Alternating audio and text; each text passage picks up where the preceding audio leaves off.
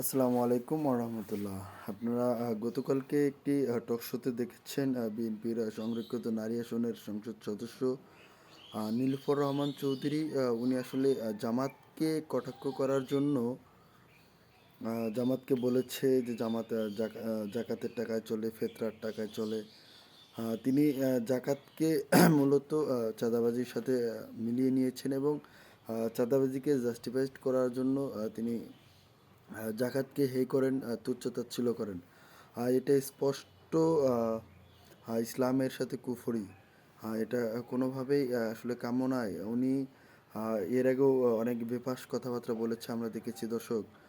তিনি বলেছিলেন, ওসমান হাদির ব্যাপারে বলেছিলেন, আহ, উসমান হাদিকে আমাকে আমাকে আমাকে এই মুহূর্তে মনে হচ্ছে যে উনি একটা গিনিপিগ।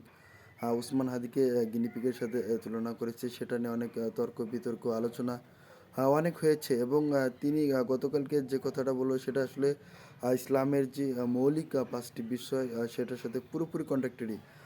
ইসলামের মৌলিক পাঁচটি স্তম্ভর মধ্যে, খুঁটির মধ্যে অন্যতম হচ্ছে জাকাত। এবং আল্লাহ রাসূল আল্লাহ তাআলা জাকাতকে নামাজের সাথে তুলনা করেছে এবং জাকাত হচ্ছে গরিবের হক।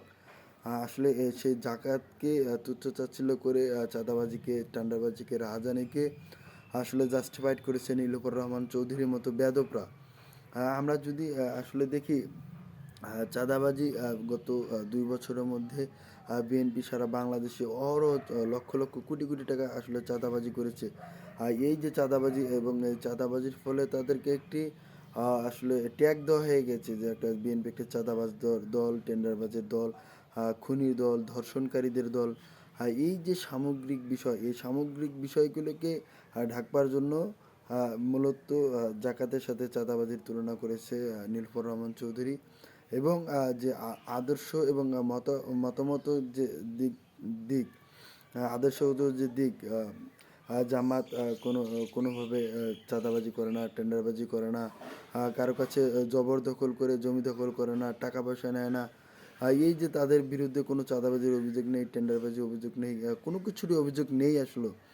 এখন তাদেরকে হে করার জন্য, হে প্রতিপন্ন করার জন্য এই নীলুফার রহমান চৌধুরীদের মতো যারা কতিপয় নারীবাদী আছে, যারা জাতীয়তাবাদীর ছাত্রী দল হিসেবে আমরা আসলে আহ, আমরা আখ্যায়িত করতেই পারি, তারা এই জামাতকে হে করার জন্য ইসলামকে কটাক্ষ করতেছে। এটা স্পষ্ট শাহবাগীদের বয়ান। আমরা এই সমস্ত বয়ান আসলে যারা ইসলাম বিদ্বেষী, কট্টর ইসলাম বিদ্বেষী, বামপন্থী, তাদের কাছ থেকে আমরা আসলে এতদিন শুনে এসেছি। কিন্তু বিএনপির মতো একটি মধ্যপন্থী দল কিভাবে ইসলামকে নিয়ে কটাক্ষ করে, ইসলামের যে মৌলিক স্তম্ভ নিয়ে কটাক্ষ করে, এটা আসলে আমাদের বোধগম্য নয়।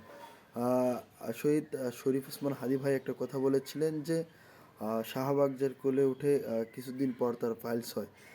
আমার এখন মনে হচ্ছে যে আসলে বিএনপির ঘাড়ে শাহবাগ ভর করেছে এবং অতি শীঘ্রই তাদের আসলে পাইলস হবে এরকম একটা অবস্থা সৃষ্টি হয়ে গেছে।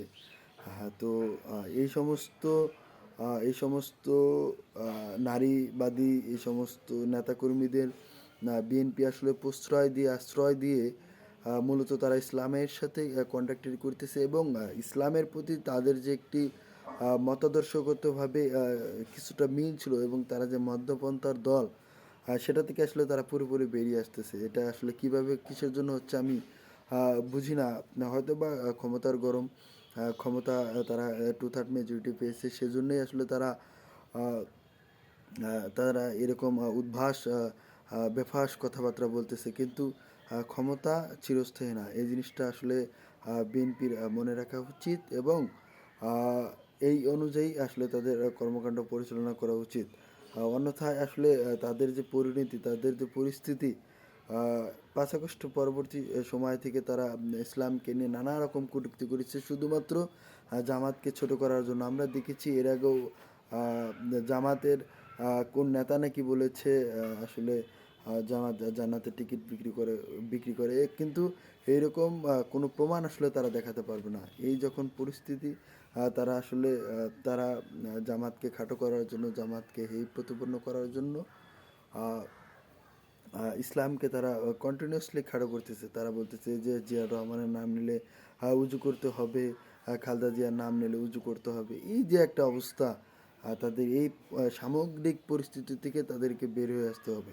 তা না হলে ইসলামের সাথে যারা গাদ্দারি করবে, ইসলামের যে মৌলিক স্তম্ভ এটা নিয়ে যারা বেফাস কথাবার্তা বলবে, তাদেরকে আইনে আইনতায় আওতায় নিয়ে আসা উচিত বলে আমি মনে করি। এবং দর্শক, পাশাপাশি আরেকটি কথা আপনাদের বলে দিই যে আহ, শেষ জামানায় এমন কিছু আলেম তৈরি হবে যাদেরকে দিয়ে জাহান্নাম উদ্বোধন করা হবে। আহ, আমি এখন যারা নির্বাচন পূর্ববর্তী সময়ে জামাতকে কটাক্ষ করে যে সমস্ত আলেম সমাজ জামাতকে কটাক্ষ করেছে এবং তারা ফতোয়াও দিয়েছে যে জামাতকে ভোট দিলে তারা কাফের, বিএনপি মদিনা সনদ অনুযায়ী দেশ পরিচালনা করতেছে বা দেশ পরিচালনা করবে, তাহলে সেই সমস্ত আলেমদেরকে বলতে চাই যে এই যে এখন একটি ইসলামের মৌলিক স্তম্ভকে, একটি মৌলিক খুঁটিকে তারা অবজ্ঞা করতেছে, হেয় প্রতিপন্ন করতেছে। আপনাদের এই সম্পর্কে কোনো বয়ান কই, আপনাদের কোনো বিবৃতি কই? আমি আজকে প্রশ্ন করতে চাই আহলে হাদিসের সেই গ্রুপকে, আমি আজকে প্রশ্ন করতে চাই কওমি আলেমের সেই গ্রুপকে, আমি আজকে প্রশ্ন করতে চাই হেফাজতকে, আমি আজকে প্রশ্ন করতে চাই চরমোনাইকে। আপনাদের স্ট্যান্ড কি এই সম্পর্কে? দর্শক, এটা আপনাদের কাছে প্রশ্ন রেখে গেলাম। আপনারা সেই সমস্ত আলেমদেরকে যারা নির্বাচন পূর্ববর্তী সময়ে জামাতকে হেয় করার জন্য বিএনপিকে, জাতীয়তাবাদী মতকে হিরো হিসাবে সামগ্রিকভাবে ব্যাখ্যা করেছেন, তাদের আজকে মতামত কই জাতীয়তাবাদীর এই নারী নেত্রীর এই বেফাস মন্তব্যের বিরুদ্ধে? আমরা তাদের স্টেটমেন্ট জানতে চাই, তাদের বিবৃতি জানতে চাই।